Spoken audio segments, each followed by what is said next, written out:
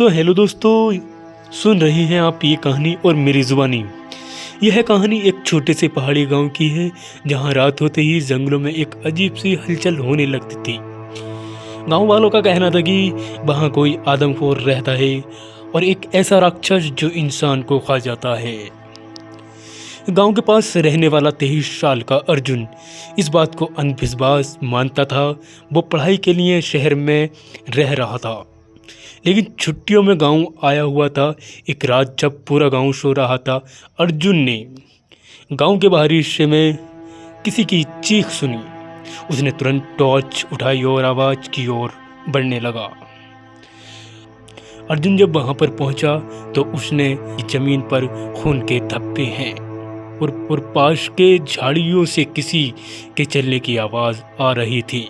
उसका दिल तेजी से धड़कने लगा, लेकिन उसने हिम्मत जुटाई और झाड़ियों में झांका। अंदर एक बड़ी काली परछाई थी। जैसे ही उसने टॉर्च उस पर डाली, वो चीख मारते हुए अर्जुन की ओर बढ़ा। अर्जुन ने देखा कि वो एक आदमी नहीं बल्कि एक डरावना राक्षस था।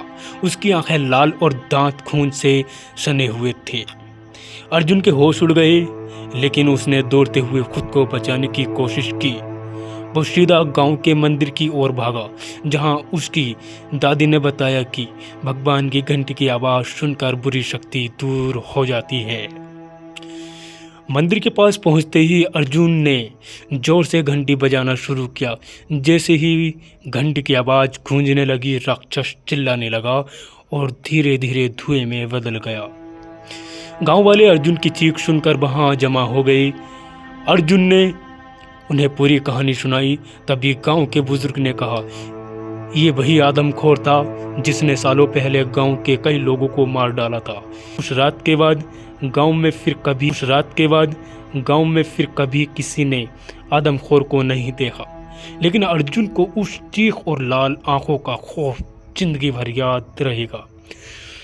तो दोस्तों, अगर ये कहानी आपको अच्छी लगी है तो लाइक करिए और आत्मा की खून चैनल को सब्सक्राइब कीजिए और बेल आइकन भी प्रेस कर दीजिए ताकि